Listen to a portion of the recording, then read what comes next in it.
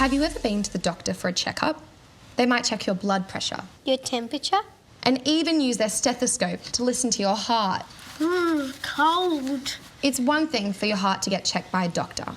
But what about getting your heart checked by God? God cares about you. He is interested in your whole life, and he cares about the conditions of your heart. Let's talk about that. Cut. I love this show. 1, 2, 3, 4!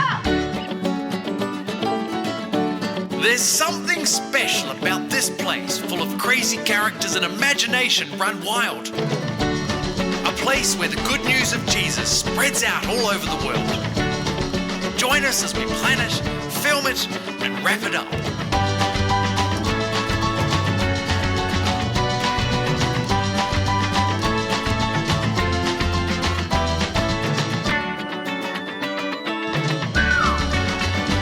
Welcome to the world of big.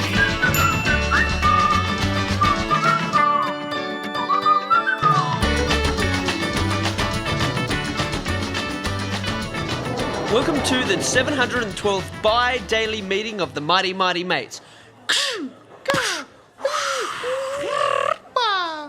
The first item on the agenda, all in favour of ordering pizza after this meeting? Aye. Great. Now to a serious discussion. Is Super Action Rescue Mission 5 as good as the classic Super Action Rescue Mission 4? For this, I came prepared. You see, when you open up the interface to Super Action Rescue Mission 5, you wonder, is it ever going to be able to beat Super Action Rescue Mission 4? And you play, and then you have 3 offered some... Cara, these guys are great. I've seen this guy last year in a theatre show. He was awesome. Wow, there's just so many to choose from. I find only the best of the best for Big HQ.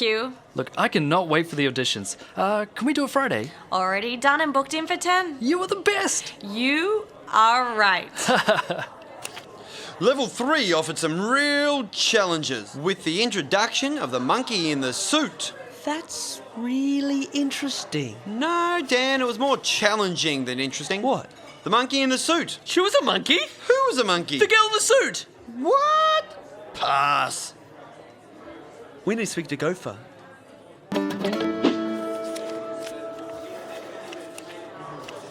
We couldn't help overhearing while we're eavesdropping. What are you doing? I can't tell you. Why? Has it got anything to do with suit-wearing monkeys? What? No, these just aren't for your eyes yet. Who's he? Not for your eyes. Yet. Are these what I think they are? Ah, Dan! Albert S. Mortensen didn't want me to show you these, because he knew you'd overreact. Overreact? Overreact? I can't even act. Look, we're looking for a new cast member for the series on the Heart.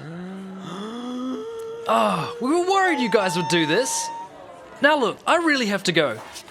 So, try not to overreact, okay? Yeah, okay. Wow. This is really big news. Yeah. You know what this reminds me of? What's that? A reality TV show.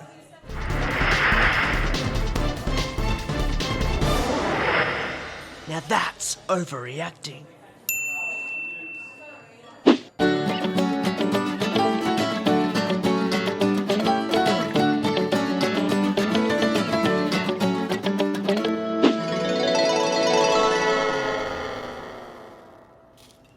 I had a dream last night.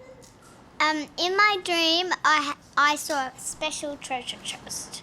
What did it look like? The only way to open it, you have to do a big jump and say the code 212, and then it explodes with so many different jewels. How did you find out the code? It's 217. You mean 217? Yep. That was a crazy dream. Yes, Ma, I am ready for this audition. I have food. No, Ma, I do not need sunscreen. It's indoors. I know you're nervous for me, but I believe that God put the dream in my heart to act, and He will make a way to fulfill it. And if it doesn't work out, that's okay. I trust God.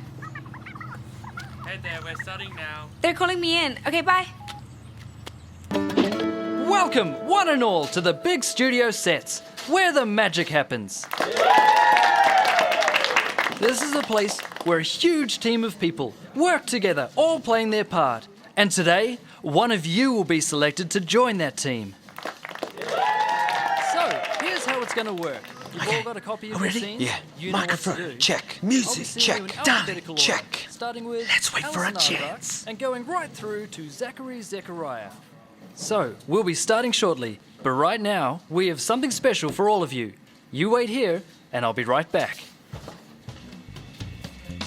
Ladies and gentlemen, welcome to Surviving the Audition by Being the Biggest Winner.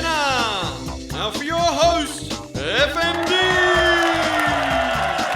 Thank you. Are you ready for an epic adventure? Yes! Fantastic. This is how the game works. You've been training for years, striving to become the best actors you can be. Well, you can forget all that because it's not going to help you. We're looking for something completely out of your control. Something so secretive, we don't even know what it is. You're going to start with a performance where you each show off a talent that starts with the letter H. Hula hooping and hot coal walking are always a crowd favourite. It's going to be judged by a hamster named Derek, and we should find out the winner in the next 12 weeks or so. Who has what it takes to win? What will be in this year's talent show? Find out soon, right after these messages from our sponsor. And cut. Well, that went well. Yeah, Excuse me, can I use the restroom? yeah, sure. We're on a commercial break.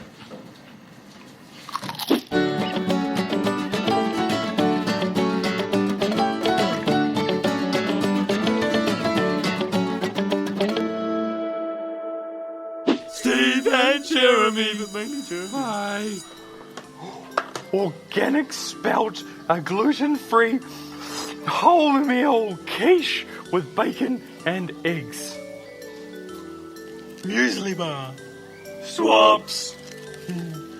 Hey, did you hear the breaking news about school this morning? What? This morning, there was a kidnapping at school. What? When?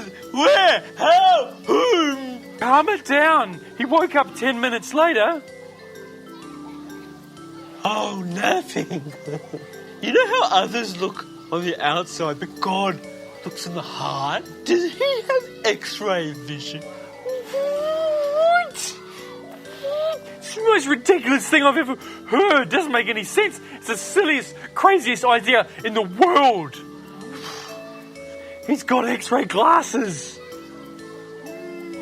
It makes a lot of sense. Muesli. Oh, hey, aren't you supposed to be at the audition? Yes, but I had to get some air and think about what talent I have that starts with an H. Sorry, what? And how does a hamster even judge an audition? I don't know what you mean. The reality game show. I mean, it seems kind of strange, but I'm sure you guys know what you're doing. I'm really confused. What game show? Who's doing a game show? Funny Man Dan and Nathan. Follow me. Dan! Nice! What are you guys doing? Sorry, thank you. That was wonderful. You were amazing. Clap, everyone. I'm so sorry, guys, but this game show is not part of the audition. Everyone take a 5-minute break. You two. Look, guys, I know you mean well. Despite what you told these people, this is not random. We're really looking for someone who has worked hard, but also someone who loves God on the inside. Someone who's going to treat people well. You guys look purely at the outside, just like Samuel when he was choosing a king. I was trying to look at the heart, just like God encouraged us to do. Now, we're going to do this properly. Would you like to help? Oh, yes, please. Thank you, sir.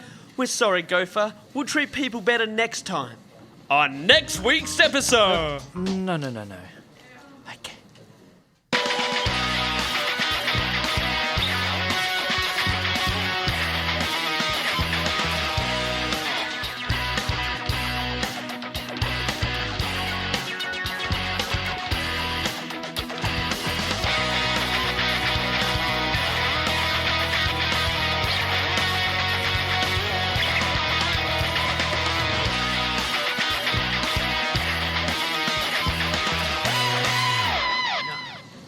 Everyone, we have a new cast member. Not only is she really talented, but she has a wonderful heart, which is just as important.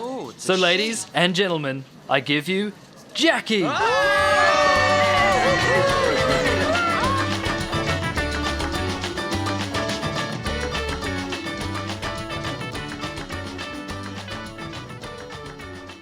Time of the Old Testament, God only spoke directly to the prophets. They were the men and women chosen by God to be His messengers. It was during the days of King Saul's reign. Samuel was the appointed prophet. On one particular day, God told Samuel that it was time Saul went into battle against the Amalekites. You see, the Amalekites had treated God's people, the Israelites, very badly when they came out of Egypt. Saul set out to do exactly as God had told Samuel. He sent an army of 210,000 men to destroy the Amalekites. But when Saul saw how good the sheep and cows were, he couldn't resist changing the plan. The army was to take them and bring them home. Not a big deal, right? Wrong. Saul had decided to deliberately disobey God. This was the beginning of the end. It came time for Samuel to appoint a new king for Israel, as God had rejected Saul. God told Samuel to go and see Jesse of Bethlehem, and there God would show him who would be the next king. Once he found Jesse and his family, Samuel met each of Jesse's sons one by one. First, Samuel met Eliab and thought, surely this is the Lord's anointed. But the Lord whispered to Samuel, don't look at how big and tall he is, because I don't. The Lord doesn't look at the things people look at, the outward appearance. The Lord looks at the heart. Abinadab was next. Jesse, his dad, made him walk past Samuel. Samuel probably thought that the second son would be the king, but God said, the Lord has not chosen this one. Then Shammah passed by, and God responded in the same way, saying, nor has the Lord chosen this one. Jesse had 7 of his sons pass before Samuel, but Samuel kept saying to him, the Lord has not chosen these. So he asked Jesse, do you happen to have any more sons? Well, there is still the youngest, but he's out in the fields looking after the sheep, Jesse replied. Well, send for him. I'm not going to sit down and rest until he's arrived. So Jesse did as Samuel had instructed and brought his son David before him. Now David wasn't the tallest or the strongest, but when he arrived, the Lord said, rise and anoint him, for he is the one I have chosen. So Samuel took a horn of oil he had and anointed David in front of all of his brothers. It was from that day onward, David was destined to be king. Isn't it funny how Samuel was looking at the height and strength and age of the next king, while God had other plans? God knew David had a good and pure heart, and that's what he was after. God still looks for the same things today. It doesn't matter what you look like, or how good you are at sports, or art, or singing, or reading. It's who you are with Him. That's what really matters.